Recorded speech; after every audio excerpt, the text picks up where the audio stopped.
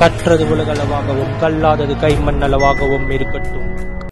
Hello everyone, எல்லாரும் எப்படி இருக்கீங்க? நல்லா இருக்கீங்களா? இனி நம்ம பார்க்க போகிற டாபிக் வந்து SBO அண்ட் ராயலோடைய ஒரு அப்டேட்னு சொல்லிட்டு கடைசியில் நம்மளையும் இந்த வேலையை பார்க்க வைக்கிறாங்க அப்படிங்கிறது தான் கஷ்டமாக இருக்குது. பட் மக்களுக்கு வந்து எடுத்துகிட்டு போயிட்டு சொல்லணும் அப்படிங்கிறதுல ரொம்பவே டார்கெட்டோட ஒர்க் பண்ணிட்டு இருக்கனால வேற வழி இல்லை, பேசி தான் ஆகணும். SBO அண்ட் ராயலோ நம்ம வந்து ரீசெண்டாக வந்து ஒரு வீடியோ போட்டிருந்தோம். அந்த வீடியோவில் வந்து நிறைய பேர் கமெண்ட்ஸில் வந்து SBO அண்ட் ராயலோ பற்றி பேசுங்க அப்படின்னு சொல்லியிருந்தாங்க. ஆல்ரெடி நம்ம வந்து SBO அண்ட் ராயலோ பற்றி பேசியிருக்கோம். பட் இப்போ வந்து புதுசாக அடுத்த பேர்த்துக்கு வந்து இது அடுத்த லெவலுக்கு இது வந்து ஷிஃப்ட் ஆகிறது வந்து really it is very very danger and harmful for the society and economy அப்படின்னு சொல்லலாம். ஏன் அப்படின்னு கேட்டிங்கன்னா, இது ஆல்ரெடி க்ளோஸ் ஆயிருக்கு. 40-45 நாள் இந்த ரெண்டு கம்பெனியுமே வந்து ஒர்க்லேயே இல்லை. திரும்பியும் வராங்க. திரும்பியும் வந்து ஒரு கம்பெனியில் வந்து இன்வெஸ்ட்மெண்ட்டுக்கு திரும்பியும் அமௌண்ட் கேட்குறாங்க, இன்னொரு கம்பெனியில் இன்வெஸ்ட்மெண்ட்டுக்கு அமௌண்ட் இல்லை அப்படிங்கிறாங்க. அது என்னென்ன விஷயங்கள் அப்படின்ட்டு ஒரு பக்கம் ஃபர்ஸ்ட் பார்ப்போம். அதுக்கப்புறம் இதில் இருக்கிற உண்மைத்தன்மை என்ன அப்படிங்கிறது இன்னொரு பக்கம் வந்து ஒரு விஷயத்தை வந்து நம்ம பார்ப்போம். ஸோ ஃபர்ஸ்ட் வந்து நம்ம ராயலோ பற்றி பேசுவோம். ராயல் வந்து ஆல்ரெடி க்ளோஸ் ஆயிருக்கு. January 15 தான் திருப்பியும் வந்து ஓப்பன் பண்ணப்பட்டிருக்கு அப்படின்னு சொல்றாங்க. எனக்கு சில வேர்டிங்ஸ்லாம் பார்க்கும்போது ரொம்பவே வந்து சிரிப்பு வந்துச்சு. ரீபர்த் அப்படிங்கிறாங்க. அப்புறம் வந்து வேற ஏதோ ஒரு வேர்டு கூட பார்த்தேன், அது அப்புறம் சொல்றேன். ரீபர்த் அப்படின்னு என்ன திருப்பியும் பிறந்து வரதா? என்னடா நீங்களா வேர்டிங்ஸ் யூஸ் பண்ணுறீங்க? சரி, ஓகே. ரீபர்த் தான். ரீபர்த்னா வந்து ஆல்ரெடி ஐடி இருக்கிறவங்க வந்து திருப்பியும் ஆக்டிவேட் பண்ணணுங்களாமா. ஸோ அதுக்கு வந்து நம்ம வீடியோ பார்த்து அதையும் அதே தான், வீடியோ பார்த்தா மணி வரும். அது வந்து டேஷ்போர்டில் வந்து பாயிண்ட்ஸ் இருக்குமா. அதுக்கப்புறம் வந்து பிளான் வந்து 1950 பிளான் ஒரு பிளான் இருக்கும். ஸோ அந்த பிளானில் வந்து ரெஃபரல் கவுண்ட்ஸும் வரும் அப்படிங்கிறாங்க. அப்புறம் சில இடங்கள்ல எரர்ஸ் இருக்கு அப்படிங்கிறாங்க. அண்ட் இன்னும் நிறைய விஷயங்கள் கூட பார்த்துருந்தேன். ராயலோ அப்படிங்கிறது வந்து மெயினாக ராயலோ வந்து ஏன் க்ளோஸ் ஆச்சு அப்படின்னு பார்க்கும்போது நிறைய ஃபேக் ஐடிஸ் வந்து உள்ள வந்துருச்சு. ஃபேக் ஐடிஸ் உள்ள வந்ததுனால எங்களால் வந்து அதை மேனேஜ் பண்ண முடியல அப்படின்ற மாதிரி சொல்றாங்க. பட் ஃபேக் ஐடிக்கும் பேமெண்ட் இஷ்யூக்கும் என்ன சம்பந்தம் அப்படின்ட்டு எனக்கு தெரியல. மேபி உங்கள் யாருக்குன்னா தெரிஞ்சிருந்தா நீங்க என்கிட்ட சொல்லலாம். ஏன் அப்படின்னு நான் சொல்றேன் அப்படின்னு பார்த்தீங்கன்னா, ஃபேக் ஐடி அப்படிங்கிறது வந்து ஒரு மொபைல் நம்பரு. இப்போ நான் இருக்கேன்னு வச்சுக்கோங்களேன், நான் வந்து ஒரு 2-3 ஃபேக் ஐடி, சரி ராயலோ உண்மையாகவே ஒரு நல்ல அப்படின்னு நான் வச்சுப்போமே. ஸோ நான் வந்து உள்ள இன்வெஸ்ட் பண்ணுறேன். உள்ள இன்வெஸ்ட் பண்ணும்போது ஒரு 2-3 மொபைல் நம்பரில் என்னோட நேம்லேயே நான் போட்டு ரெஜிஸ்டர் பண்ணிடுறேன்னு வச்சுப்போம். பட் பேமெண்ட் அப்படின்னு வரும்போது எனக்கு வேற ஒரு அக்கௌண்ட் என்னதான் இருந்தாலும் பேன் நம்பர் ஒன்று தானேங்க இருக்கும், ஆதார் நம்பர் ஒன்று தானேங்க இருக்கும். எத்தனை மொபைல் நம்பர் நான் யூஸ் பண்ணாலும் என்கிட்ட இருக்கிற பேனும் ஆதாரம் ஒன்று தானே. ஸோ அது எப்படி இந்த ஃபேக் ஐடி உள்ள வந்துருச்சு? ஃபேக் ஐடிஸ்லாம் கிளியர் பண்ணுறதுக்காக நாங்கள் வந்து ராயல் ஆப்பை தற்காலிகமாக நிறுத்தி வைக்கப்படுறோம் அப்படின்னு சொல்லிட்டு திரும்ப January 15 ஓப்பன் பண்ணுறாங்க. January 15 ரீபர்த் அப்படிங்கிறாங்க. ரெஃபரன்ஸ் எடுத்துட்டு வராங்க. நிறைய விஷயங்களையும் வந்து உள்ள எடுத்துட்டு வராங்க அப்படிங்கிறாங்க. விஸ்வரூப மேளா அப்படின்னு சொல்லிட்டு ஏதோ ஒரு விஷயமும் அது வந்து நடந்திருக்கு. அதுவும் ஒரு பியூரஸ்ட் ஸ்கேம் அப்படிங்கிறதும் யதார்த்தமான உண்மை. அந்த எல்லாத்துக்குமான இந்த ரீபர்த் அப்படிங்கிற அந்த வேர்டு தான் வந்து ரொம்பவே காமெடியா இருந்தது அப்படின்னு சொல்லலாம். அண்ட் நெக்ஸ்ட் விஷயம் என்ன அப்படின்னு பார்த்தீங்கன்னா, ராயலோ இது ஒரு பக்கம், இன்னொரு பக்கம் வந்து SBO. இந்த SBO அப்படிங்கிறது வந்து Jan 18 ஓப்பன் பண்றதா இருந்து அப்புறம் தலைகள் தாண்டி 21-22 ஓப்பன் ஆச்சு அப்படின்ற மாதிரி சொல்றாங்க. பட் அது எனக்கு எந்த அளவுக்கு உண்மை அப்படின்னு சொல்லிட்டு எனக்கே தெரியல. ஸோ அதுவும் வந்து ஒரு ஃபர்ஸ்ட் வந்து பார்ட் டைம் கம்பெனி அதுங்கம்மா. பார்ட் டைம் கம்பெனி வந்து பிரைவேட் லிமிட்டடா வந்து மாத்துறாங்களாமா. ஸோ அதனால வந்து அது வந்து ஒரு 40 days வந்து பிரேக் அப்படிங்கிறாங்க. கம்பெனி அப்படின்னாலே பிரைவேட் லிமிடெட் தானே. ஸோ இது என்ன part time company private limited கம்பெனின்னு சொல்லிட்டு எனக்கு தெரியல. ஸோ இதில் என்ன சொல்றாங்கன்னா, 2 லட்சத்து 3 லட்சம் பேர் வந்து திடீர்னு நிறைய பேர் வந்து இன்வெஸ்ட்மெண்ட் பண்ணிட்டாங்க. ஸோ அதனால நாங்கள் வந்து இதை பார்ட் டைம் கம்பெனிலேருந்து பிரைவேட் லிமிடெடாக மாற்றுறோம். ஸோ அது வந்து பேங்கே சொல்லியிருக்காங்க. பேங்கே வந்து உங்ககிட்ட வந்து கூப்பிட்டு பார்ட் டைம் கம்பெனியாக இருக்கீங்க, பிரைவேட் லிமிடெடாக மாற்றுங்கன்னு சொல்லிட்டு பேங்கே சொல்லிட்டாங்க அப்படின்னு சொல்லி இவங்க வந்து ஒரு 40 days பிரேக் எடுத்து திருப்பியும் வந்து உள்ள எடுத்துட்டு வராங்க.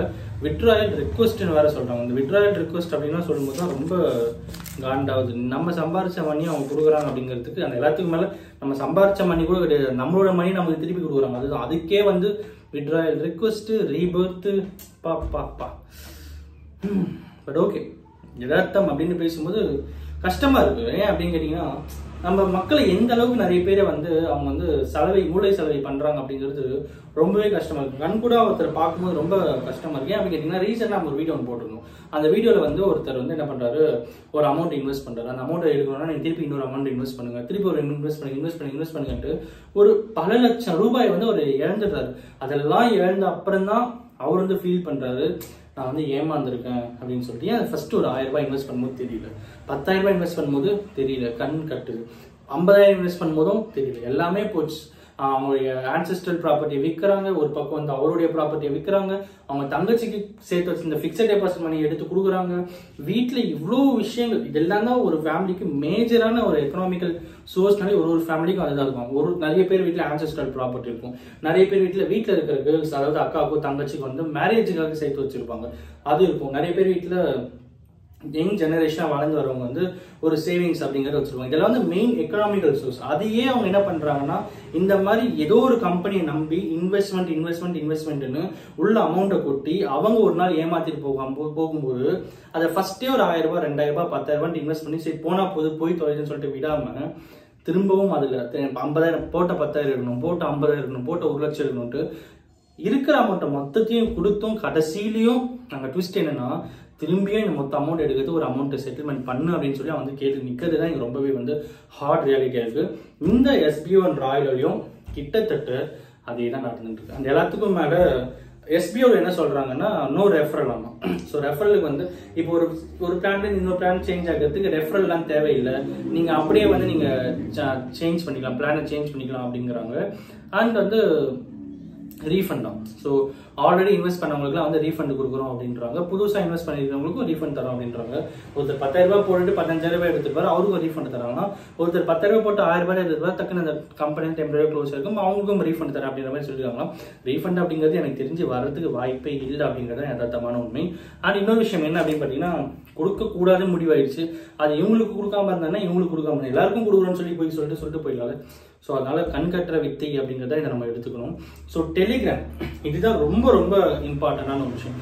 ஏன் எல்லாருமே இந்த டெலிகிராம் யூஸ் பண்றாங்க? ஸ்கேம் பண்ற எல்லாருமே டெலிகிராம் தான் மேக்ஸிமம் யூஸ் பண்ணுவாங்க. வாட்ஸ்அப்பும் இருக்கு, அப்புறம் வந்து நிறைய சோஷியல் மீடியாஸ் இருக்கு. எல்லாத்தையுமே விட்டு டெலிகிராம் யூஸ் பண்றதுக்கான காரணம் என்ன அப்படின்னு பாத்தீங்கன்னா, அதுல தான் சர்வர் வந்து உங்களுக்கு செகண்ட் பை செகண்ட் வந்து மாறிட்டே இருக்கும், VPN வந்து மாறிட்டே இருக்கும். ஒரு ப்ராப்பர் டேட்டாவை நம்மளால வந்து எடுக்க முடியாது. லாஸ்ட் இன் டேட்டா இவங்க பார்த்தாங்க, இவங்க பார்க்கல, இங்க இருந்து அனுப்புனாங்க, இங்க இருந்து ரிசீவ் ஆகுச்சு அப்படிங்கிற எந்த டேட்டாவும் டெலிகிராம்ல இருந்து ஆக்சுவலா ஃபிக்ஸ் பண்ணவே முடியாது. நம்ம இன்னைக்கு எடுக்கிற டேட்டாக்கும் நாளைக்கு அதே டேட்டாவை செக் பண்ணி பார்த்தீங்கன்னா வேற டேட்டா இருக்கும். ஸோ இது வந்து ஒரு மேஜர் ஃபால்ட்.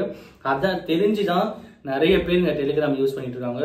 டு பி சிம்பிளா ஒரே ஒரு விஷயம் சொல்றேன், டெலிகிராம் யூஸ் பண்ணி எவெல்லாம் ஆன்லைன் பிசினஸ் பண்ணலாம்னு சொல்றானோ 99% அது வந்து ஸ்கேம் தான். அந்த 1% வந்து அதுவும் ஸ்கேம் தான். பட் நம்ம மனசு திருப்திக்காக 99% சொல்லிட்டு அந்த 1% ஸ்கேம் இல்லைன்னு சொல்றேன். பட் 99% அது இருக்கிற மொத்தமே வந்து ஸ்கேம் தான். ஓகேங்களா? ஸோ டெலிகிராமை சம்மந்தப்பட்டு ஒருத்தர் வந்து உங்ககிட்ட பேமெண்ட் கேட்குறாங்கன்னா தயவு செஞ்சு பண்ணாதீங்க. ஏன்? வாட்ஸ்அப்லேயும் நான் டேட்டா அனுப்பலாம், வாட்ஸ்அப்லேயும் ஃபோட்டோஸ் அனுப்ப முடியும், மெசேஜஸ் அனுப்ப முடியும், அப்புறம் வந்து வீடியோஸ் அனுப்ப முடியும், லிங்க்ஸ் அனுப்ப முடியும், ஸ்டேட்டஸ் அனுப்ப முடியும், யூடியூப்ல இருக்க வீடியோஸ் ஷேர் பண்ண முடியும், என்ன டேட்டா வேணாலும் ஷேர் பண்ண முடியும், லொகேஷன் அனுப்ப முடியும், கான்டாக்ட் டீடைல்ஸ் அனுப்ப முடியும், எல்லாமே வாட்ஸ்அப்ல அனுப்ப முடியும். ஏன் அதெல்லாம் விட்டுட்டு டெலிகிராம் போகிறாங்க அப்படின்னு பார்த்தீங்கன்னா, அங்கே இருக்கிறது அங்கே வந்து அவங்களுக்கு சேஃப். ஸோ அதனால அந்த டேட்டா அவங்க வந்து எடுக்கிறாங்க. திரும்ப சொல்கிறேன், இந்த SBO ராயல் எல்லாமே வந்து ஃபேக்கான ஒரு கம்பெனி அப்படிங்கிறத யதார்த்தமான உண்மை. நீங்கள் அதையும் மீறி இன்வெஸ்ட் பண்ணியிருக்கேன், இப்போ அமௌண்ட் எல்லாம் போயிடுச்சு, என்ன பண்ணுறதுன்னு கேட்டிங்கன்னா போயிட்டு போலீஸ் ஸ்டேஷனில் கம்ப்ளைண்ட் கொடுங்க. அண்ட் ஃபர்தராக நீங்கள் மணியை இழக்காமல் இருங்க. அதுதான் ரொம்ப ரொம்ப இம்பார்ட்டண்டான ஒரு விஷயம். நம்ம ஒவ்வொருத்தர் வீட்லையுமே வந்து ஒரு ரூபாய் சேர்க்கறதுக்கு எவ்வளோ கஷ்டப்படுறோம் அப்படிங்கிறது நானும் பார்த்துட்டு இருக்கேன், நீங்களும் பார்த்துட்டு இருப்பீங்க அப்படிங்கிறது எனக்கு 100% தெரியும். ஏன் அப்படிங்கிற ஒவ்வொருத்தர் ஃபேமிலியிலும் ஒவ்வொருத்தர் வீட்லையும் அவ்வளவு கஷ்டங்கள் அவ்வளவு துன்பங்கள்லாம் தாண்டி தான் எப்படின்னா சர்வை பண்ணணும், எப்படின்னா ஒரு விஷயத்தை அச்சீவ் பண்ணணும்னு சொல்லிட்டு ஏதோ ஒரு அச்சீவ்மெண்ட்டுக்காக நம்ம வந்து ஓடிட்டு இருக்கோம். இது எல்லாத்துக்குமே கண்ணுக்கு தெரியாம ஒருத்தர் வந்து அமௌண்ட் கேட்குறான், கொடுத்தா நமக்கு அமௌண்ட் ரிட்டர்ன் வரும் அப்படின்னு சொல்லிட்டு தயவு செஞ்சு ஏமாறாதீங்க அப்படிங்கிறது தான் இன்னைக்கு நம்ம கிட்ட வந்து ரொம்ப ரொம்ப தாழ்மையோடு ரொம்பவும் பணிவன்போடு கேட்டுக்கிறோம். ஏன் அப்படின்னு கேட்டீங்கன்னா, தெரியும் ஒவ்வொருத்தரும் வந்து 1 ரூபாய் சம்பாதிக்கிறதுக்கு எவ்வளவு கஷ்டப்படுறோம் அப்படிங்கிறது நிறைய பேர் நம்ம வந்து பார்த்துட்டு இருக்கோம். இப்படி இருக்கிற பட்சத்துல கண்மூடித்தனமா ஒருத்தருக்கு போயிட்டு அமௌண்ட் கொடுத்து ஏமாறுறது வந்து ரொம்பவே கஷ்டமா இருக்கு அப்படிங்கிறத நம்ம ஏமாறவங்களாம் வந்து நம்ம வேற்று கிரக வாசிகள்லாம் கிடையாது. அவங்க எல்லாமே வந்து நம்மளுடைய அண்ணா தம்பி அக்கா தங்கச்சி அப்படிங்கிற ஒரு பிரதர்ஹுட் ஒரு சிஸ்டர்ஹுட்ல இருக்கிற ஒரு நம்ம சொசைட்டில இருக்கிற ஒரு பர்சன்ஸ் அப்படின்னும் போது அவங்க கஷ்டப்படுறது வந்து நமக்கு வந்து ரொம்ப கஷ்டமா இருக்கும். ஸோ அதனால மெயினா நான் நிறைய ஸ்கேம்ஸ் பத்தி பேசுறதுக்கான காரணமே வந்து அதுதான். இந்த வியூஸ்க்காக, அப்புறம் வந்து நிறைய இந்த இன்கம்காக இதெல்லாம் வந்து கிடையவே கிடையாது. நமக்கு எந்த சோர்ஸ்ல இன்கம் பண்ணணுமோ அது நல்ல விஷயத்துல வருதா, ஓகேவா, நம்ம இன்னைக்கு வாழறதுக்கு ஒரு அமௌண்ட் இருக்கா, ஓகே அப்படின்னு சொல்லிட்டு போகிற கேரக்டர் நம்ம எல்லாம். இதெல்லாம் தாண்டி நம்ம எவ்வளவு சொத்து சேர்க்கணும், இதை பண்ணணும் அதை பண்ணணுன்ற ஐடியாலாம் நமக்கு கிடையவே கிடையாது. நம்ம கிட்ட இருக்கிறது எல்லாமே மக்களுக்காக எடுத்துட்டு போயிட்டு சேர்க்க வேண்டும் அப்படிங்கிறது தான் இந்த சேனலுடைய மெயின் நோக்கம். இது வரைக்கும் 90+ ஸ்கேம்ஸ் பற்றி பேசியிருக்கோம். இதுவும் ஒரு மிகப்பெரிய ஸ்கேம் அப்படிங்கிறதும் யதார்த்தமான உண்மை. எல்லாத்துக்கும் மேலே இந்த ஸ்கேம் பற்றி நம்ம எக்ஸ்போஸ் பண்ணியிருக்கோம். அண்ட் கூடிய சீக்கிரம் SBO அண்ட் ராயலோட இருக்கிற நீங்கள் எல்லாமே சரி ஓகே நான் என்னதான் பண்ணுறது அப்படின்னு கேட்டிங்கன்னா போயிட்டு போலீஸ் ஸ்டேஷனில் கம்ப்ளைண்ட் கொடுங்க, சைபர் கிரைமில் கம்ப்ளைண்ட் கொடுங்க. அண்ட் அதையும் தாண்டி ஃபர்ஸ்ட் விட்ராவல் போடுங்க. விட்ராவல் வந்துருச்சுன்னா okay fine, nothing problem. But எதுவுமே விட்ராவல் வரல அப்படின்னும் போது போலீஸ் ஸ்டேஷனில் கம்ப்ளைண்ட் கொடுங்க. அப்புறம் வந்து சைபர் கிரைமில் போயிட்டு கம்ப்ளைண்ட் கொடுங்க. இனிமேலும் உங்ககிட்ட அமௌண்ட் கேட்டு யாருன்னா இன்வெஸ்ட் பண்ணுன்னு சொல்லிட்டு இந்த SBO ராயலோட இன்வெஸ்ட் பண்ணுன்னு சொல்லி யாருன்னா கேட்டாங்கன்னா தயவு செஞ்சு பண்ணாதீங்க, ஏமாறாதீங்க அப்படிங்கிறது தான் இன்னைக்கு இந்த வீடியோ மூலிமா உங்ககிட்ட நான் சொல்லணும் அப்படின்னு நினச்சேன். எல்லாத்துக்கும் மேலே இந்த வீடியோ யாருன்னா ஒருத்தருக்கு அட்லீஸ்ட் ஒருத்தருக்கு நாலேஜ் ஷேரிங் வந்து அவங்களோட மணி அவங்களுக்கு சேவ் ஆகும். அந்த மணி அவங்களுக்கு நல்ல விஷயத்தை அந்த மணி வந்து அவங்க யூஸ் பண்ணுவாங்க. அந்த மணியை யூஸ் பண்ணுற திருப்தி அவங்களுக்கு 100% கிடைக்கும் அப்படின்னு சொல்லிட்டு நான் நம்புகிறேன். Thank you so much.